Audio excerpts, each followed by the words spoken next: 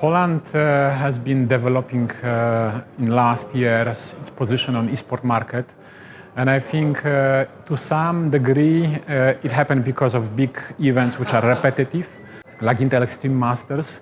So after first trial in 2013, they even proven to be very successful, and therefore we keep coming back and we keep growing. Why this is happening? I think there are a couple of elements which are very important for Polish market, which makes us unique. One of these is that we have great audience. Fantastic people who are cheering for everybody with no problems. For our neighbors, there are no issues with any nationalisms, and we have a big audience. So there is interesting point of reference in Newzoo's report, which is esport enthusiast density.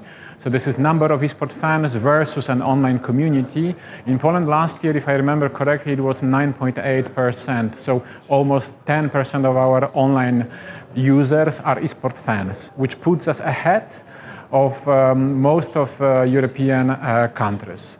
So one point is that we have a great audience. We have a lot of esport fans. So if you organize events from very big ones to small ones, there is a quite high probability, if you do it right, you will have a full house.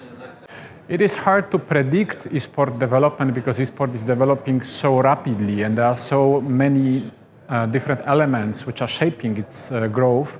But I would say there are a couple of important trends which we see, and I think they play a key role in development of esports. I'll try to cover a couple of those which I see. So first of all, I would say that the example with PUBG, title which a year ago wasn't existing and now it's such a big highlight, tells us that development, publisher, market, game environment is nothing final. There'll be a lot of shifts, there'll be a lot of changes in titles which are important, which are out there. And I would say I wouldn't say that PUBG or Battle Royale in general will replace MOBA or will replace CSGO as shooters, but I think we are experiencing a birth of a new important category.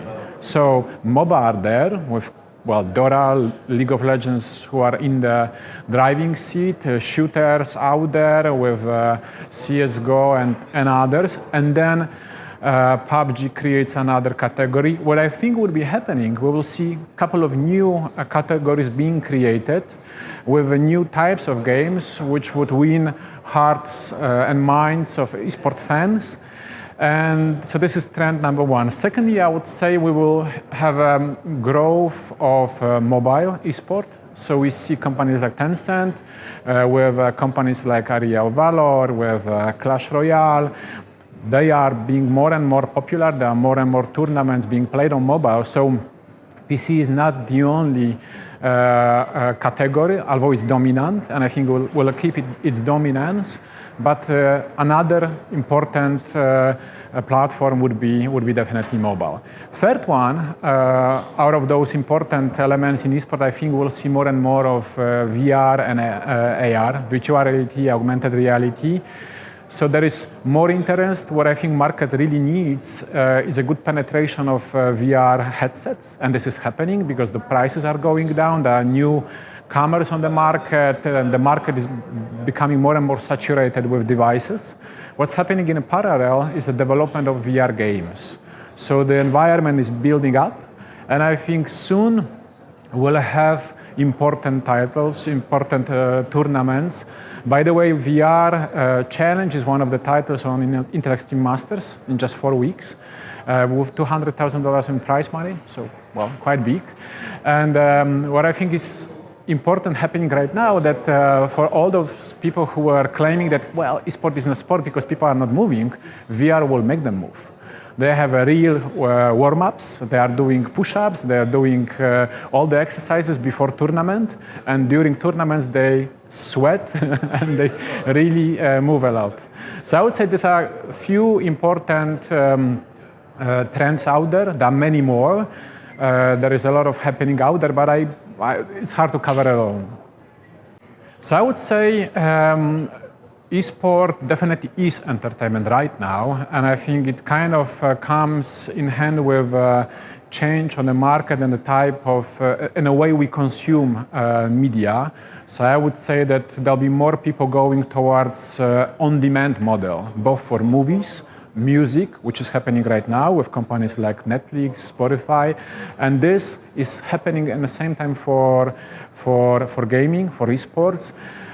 It kind of started in online, is very strong in online. Now we have shifts from the primary streaming platform like Twitch towards other ones like Twitter, Facebook.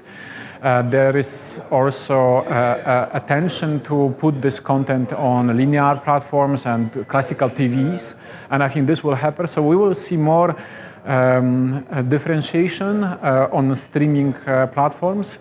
I think Kinguin, with its strategy, is building a very good platform for growth with teams in one hand, not just CSGO, but Dota, PUBG. Both of them will play at IEM. Which I know they have qualified, so we are very happy having Polish accents, right? I think now with additional elements, with Performance House, with a platform for teams to develop their skills, I think Kinguin is building a very good differentiated strategy for esports market, which is a very good guarantee of its success in the future. So esports was developing right from the start very closely with help from endemic IT companies. Intel being a great example, being the ambassador right from the start, and I would say this the biggest player out there till now. What has happened in the meantime is that the audience have grown exponentially. We don't just have a couple of thousands of esports fans, these are now millions, and globally we are talking about hundreds of millions. In Poland we are talking about 6.1 million, where this group divides into half more or less, split between enthusiasts and occasional viewers. So one point is that the group is huge, that's point number one. Secondly, it's very healthy, have very healthy structure.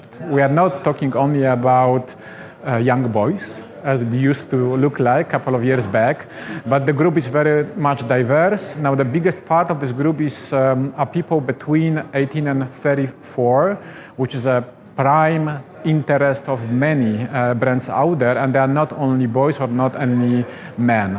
It is very much diversified, and this diverse the split is, let's say, keeps leveling, balancing the audience between male and female. So we see that non-endemic brands like drink companies, automotive, with Mercedes being a great example, teaming up around with ESL around ESL1.